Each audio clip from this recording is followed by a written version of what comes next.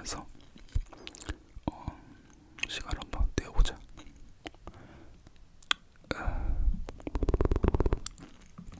오늘 영상을 시작하기 전에 내가 마법 같은 문장을 한 개 알아왔거든.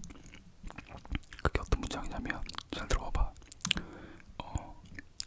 네가 힘든 일 있을 때마다 힘든 그 일 앞에다가 이 문장을 붙여봐.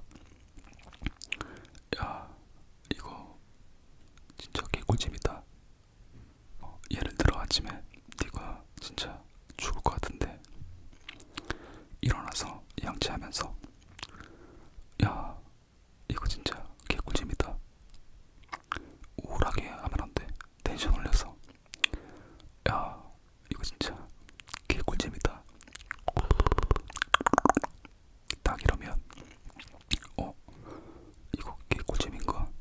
이거 진짜 개꿀잼인가 보다 인식해서 재밌대. 그냥 그렇다고. 그래서 그런 마음으로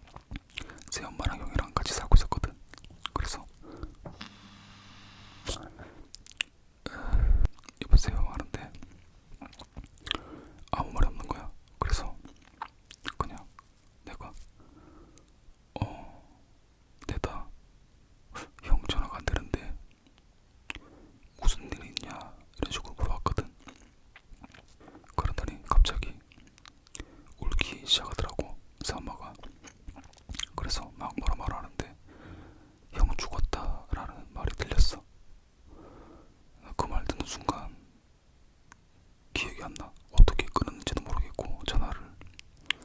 되게 기억나는 게 1시간 정도 있다가 눈물이 나더라고.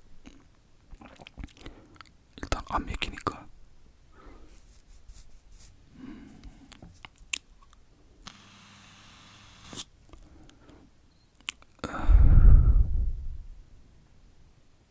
근데 형이 없다는 걸 한 달이 지나서 알았거든.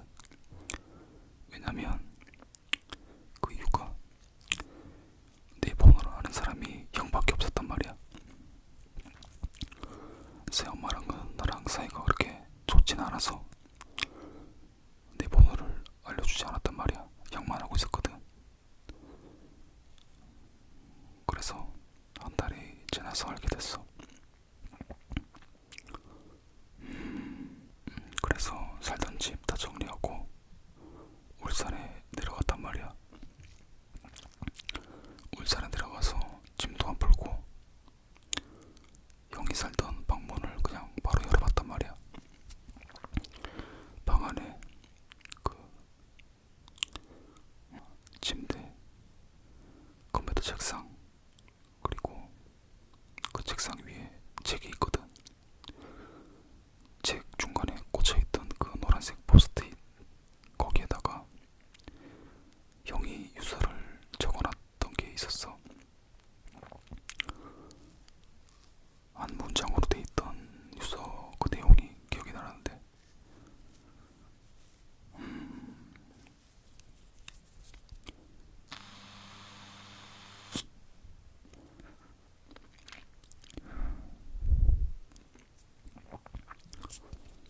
그 유서에는 그냥 장례식을 치르지 말라는 그런 내용이었어. 그게 끝이야. 그걸 보고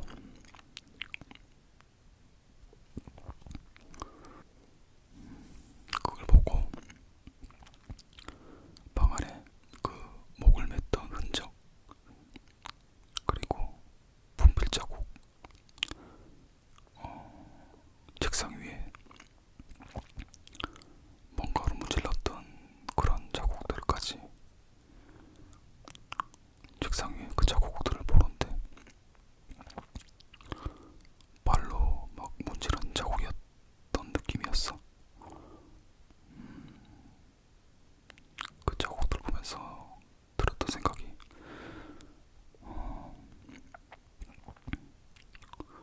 그 자국은 찰나의 순간에, 아주 잠깐이라도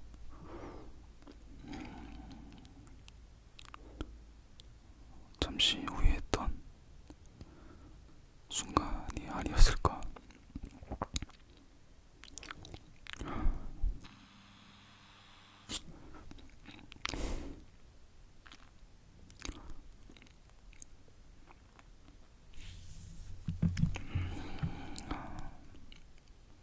그래서 그런 것들을 다 확인한 다음에 엄마한테 물어봤어.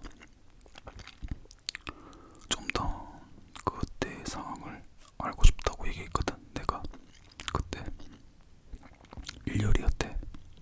목욕탕 갔다가 마트도 들리고 장도 보고 집에 돌아와서 아직 큰아들은 자는갑다 이렇게 생각을 하고 TV도 보고 친구들이랑 통화도 하고 이렇게 시간을 보냈대. 시간을 본 다음에 이제 저녁 시간이 됐는데 얘가 인기척이 없는 거야. 그래서 저녁을 같이 먹으려고 방문을 열려고 하는데 방문이 안 열린대. 누가 방 뒤에서 밀고 있는 것처럼 그렇게 1cm도 열기 어려웠다고 하더라고. 그래서 새엄마가 느낌이 좀 이상함을 느꼈나봐. 그래서 119에 바로 전화를 하고 신고를 했대. 울면서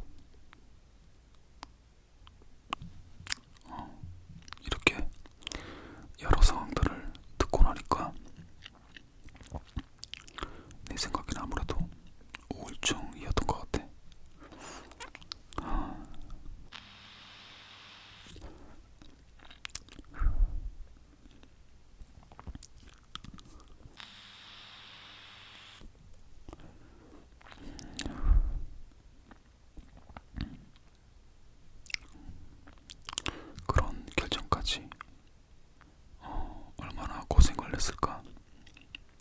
이런 생각이 들면서 잘해주지 못했던 그런 사소한 기억들까지 막 떠오르는 거야. 진짜 말로 형용할 수 없는 그런 느낌들이 다가오더라고.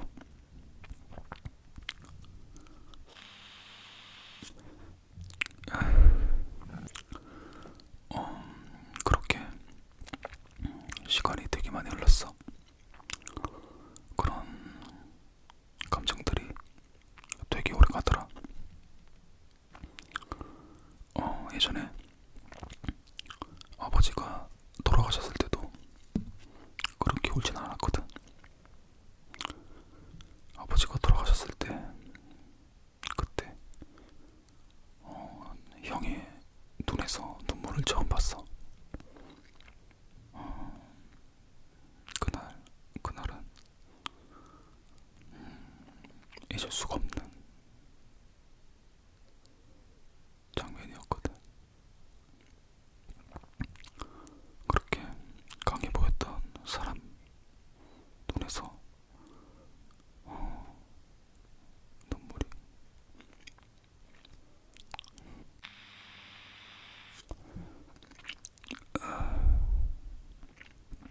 그렇게 해서 그런 슬픔들이 점점 그리움으로 변할 때쯤에 나도 모르게 조금씩 조금씩 이상해지더라고. 나는 어떤 사람이었지? 예전 기분으로 돌아갈 수 있을까? 그런 식으로 생각을 했던 것 같아.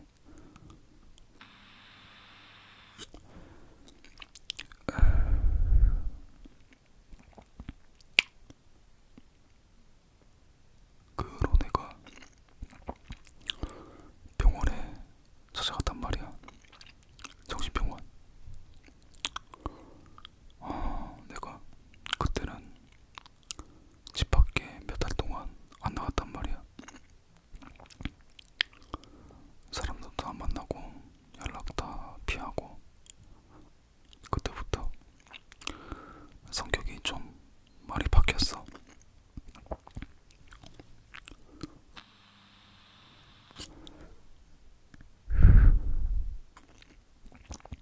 그리고 처음 병원에 갔던 날이 생각이 나는데, 병원이 4층이었거든. 이렇게 엘리베이터 앞에서 기다리는데 고민이 엄청 되더라고. 집에 다시 갈까?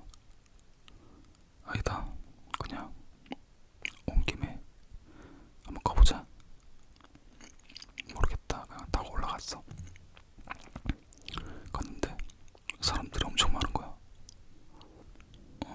젊은 사람들도 있었고 평범해 보이는 사람들도 많았어. 근데 순간 좀 안심이 되는 거야. 왜냐면 나를 다 바라볼 줄 알았거든. 근데 그 무리 속에서 같이 섞여 있으니까 왠지 모르게 그냥 편안했어. 근데 한두 시간 정도 앉아 있었어. 앉아 있다가 A4용지 한 2장, 3장 되는 그런 걸 적성 검사 비슷한 걸 적어야 되거든. 근데 그걸 적고 나서 상담을 받았단 말이야. 그때 의사 선생님이 말한 걸 기억나는데, 당신은 다리를 잃은 축구 선수 같아요 라고 말을 하는 거야. 그때 그 한 문장으로 나를 비유해줬거든. 그래서 저는 어떻게 해야 되나요? 이렇게 했거든. 이렇게 물어봤어. 그 구덩이에서 나와야죠. 약이 모든 걸 해결해 주진 않습니다.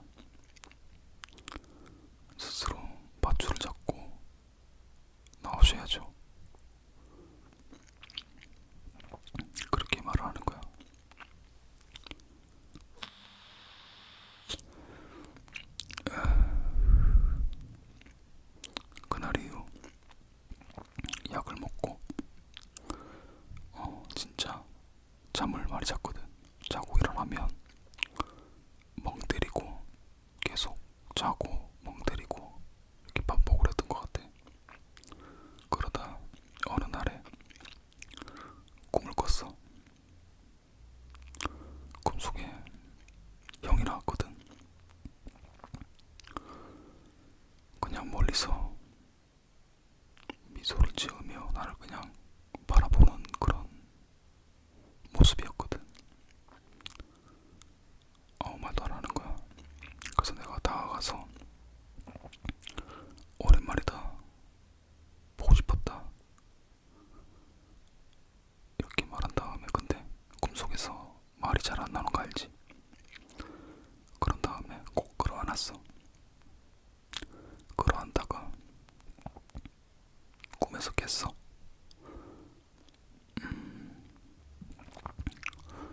형이 아직 살아있나? 형이 살아있나?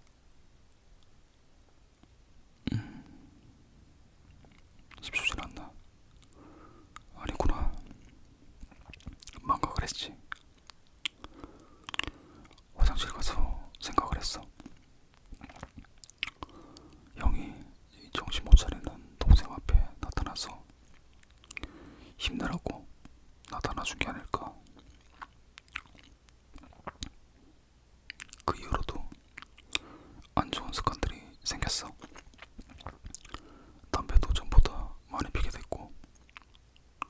건강 중요한데, 근데 중요한 거는 내 기분이었어. 그래서 술도 안 먹고, 술은 내가 왜 안 먹냐면, 술을 먹잖아.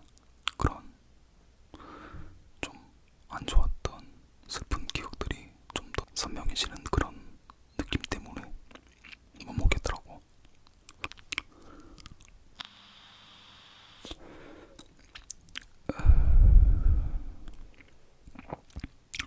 지금은 괜찮아. 완전히 괜찮다면 거짓말이지. 한 80% 90% 괜찮아.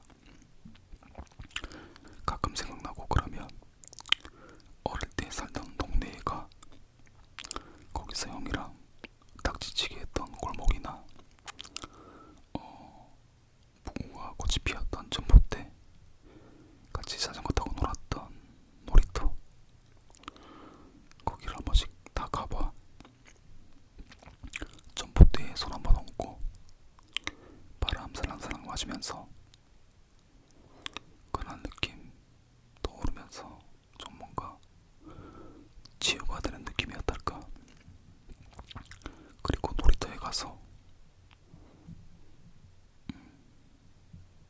앉아서 담배 하나 피고, 그러다 집에 오면 기분이 좋아. 며칠 전에 또 갔다 왔어.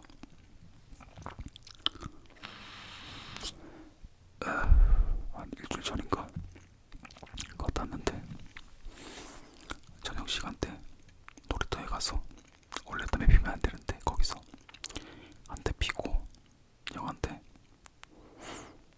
마지막 인사도 하고 왔어. 내가 뭐라 그랬냐면,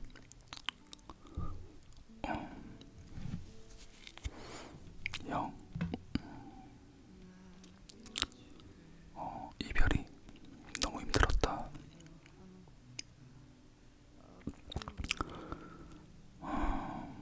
시간이 나중에 많이 지나서